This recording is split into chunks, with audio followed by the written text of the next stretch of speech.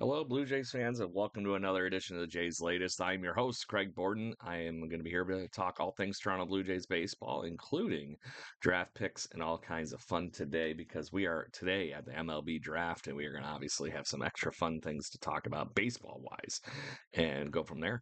So, first things first, let's talk the Baltimore Orioles, who are obviously having a rough time this Major League Baseball season as they are not quite where they wanted to. Their pitching staff has been I'll just say shop of horrors for lack of better term. But at the end of the day, they are not obviously where they want to be this season at a 43-51 record. The Toronto Blue Jays obviously at the top of the division right now with a 2-game lead on the New York Yankees and will be looking to buy.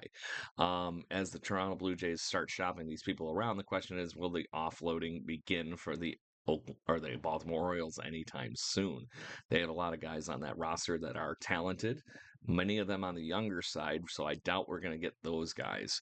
But they have a surplus in their outfield. They also have some rentals that are very appealing to potentially bolster some of the weak spots in the Blue Jays roster.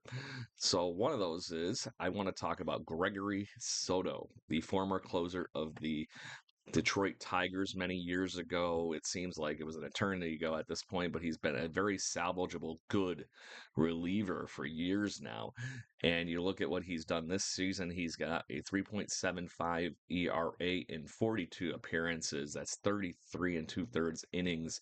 He has been doing a good job out of this bullpen. The other fun part about him is he's actually a lefty. So you get another hard throwing lefty with some great dip on a slider to come out of this bullpen. And not to mention, he's pretty good against both righties and lefties. So it's not going to matter as much for that whole thing. He has been most recently since his tenure with the Detroit Tigers, in which he was an all star with the Philadelphia Phillies and now the Baltimore Orioles over the last 2 seasons. He's currently on a contract that would give him a club option, which could spell good things if he continues to do what he's doing. Could be a nice little piece for the Blue Jays to hold on to as well.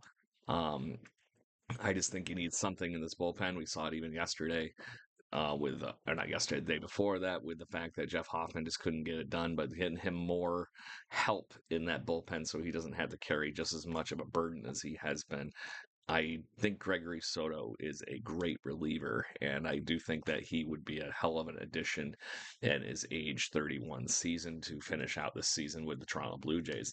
Another one that could possibly be traded that would be a nice little pairing.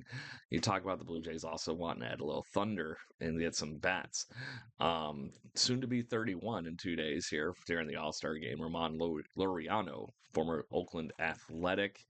Um, Very good Oakland Athletic for years. Very athletic, good outfielder.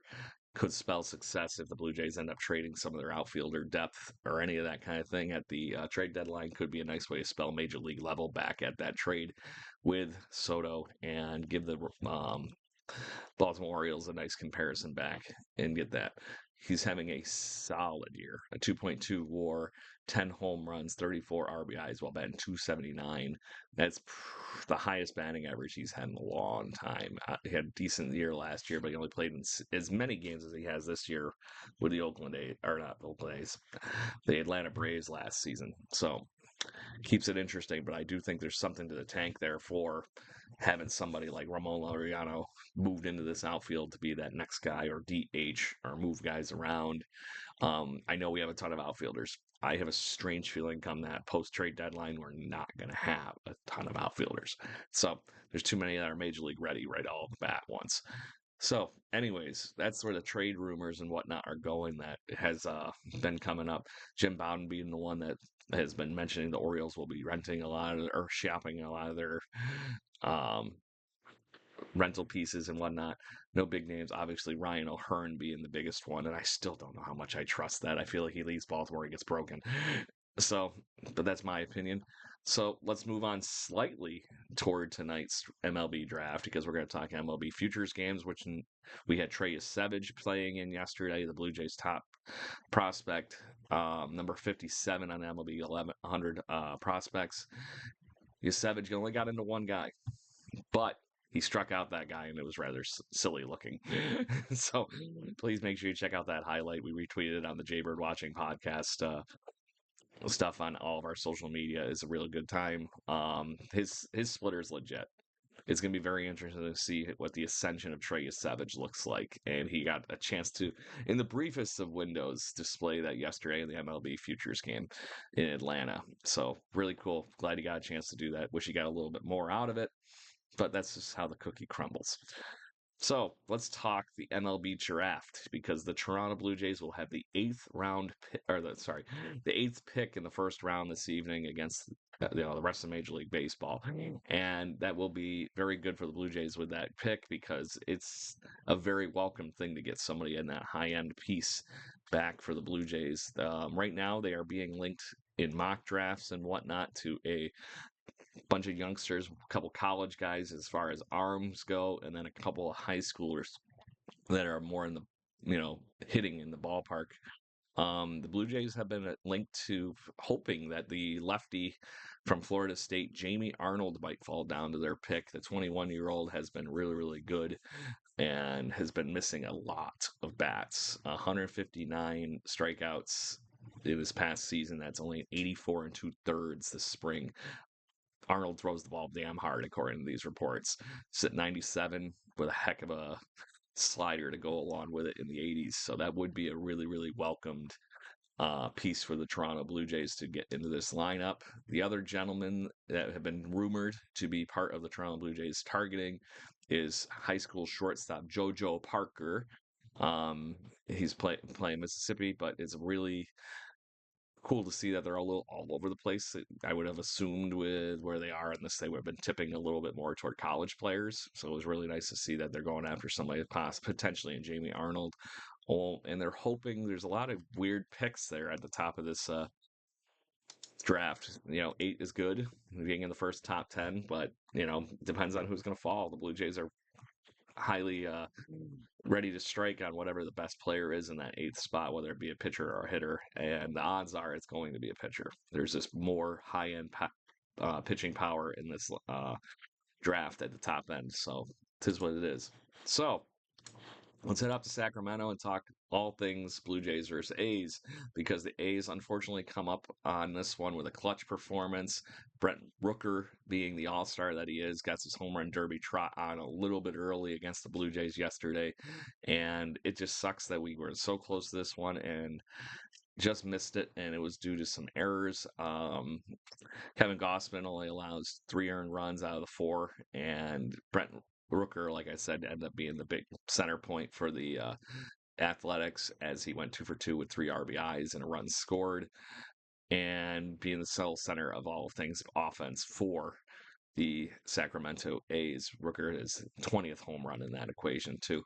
Ernie Clement with a pair of doubles, looking really good, doing Ernie Clement things, especially at the top of the lineup against a left-handed pitcher. Shocking. And it was just a rough outing. Tommy Nance gets in this, Bruley gets in, Green in the bullpen keeps it close, but the Blue Jays just couldn't find that last bit of offense to put this one over the top. Went 1 for 12 yesterday with runners in scoring position. Bo Bichette being the only hit with that running in scoring position. 2 for 4 performance for him too, as he still owns a 283 batting average. Kirky picked up one of the other RBIs along with Tyler Heineman. Heineman trying to catch up a little bit for some of the roughness that he had yesterday. And I'm sorry, I misquoted. He didn't have an RBI. That was Leo Jimenez had his first home run of the season, and I think it's a second in Major League history for him. Anyway, Heineman ended up having 3 catcher's interference calls on him. So it was very odd to see. He's usually a very good defensive catcher. Clearly had something going on to where he was lining up yesterday against the hitters, or they were just not in the box. I'll give you 50-50 because that does happen in Major League Baseball too. Hitters always try to find any advantage they humanly possibly can, and getting a little over that chalk line in the back is usually one of the first ones that happens. So tis what it is. The Blue Jays lose a close one. And they're just gonna have to pick it up and go for it again today as they close out the series against the Athletics. They will be having Jose Barrios to wrap up the first half of the season against Jeffrey Springs, who is probably also going to be traded at some point here in the near future by the Athletics. We talked about him as being a Blue Jay trade chip, possibly going forward here. But Jose Barrios will be on the bump today to hopefully take down the Athletics and go strong into the All-Star break here because that starts tomorrow.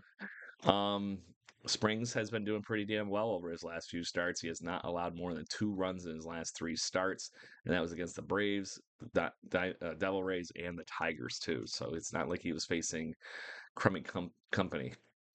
He'll be facing Barrios, who has been also fresh off of a hot start against the Chicago White Sox. Had a throw up game against the Yankees where he allowed 6 earned runs, but then he dominated the Boston Red Sox the game before that. And that is unfortunately just the reality of riding the Jose Barrios train.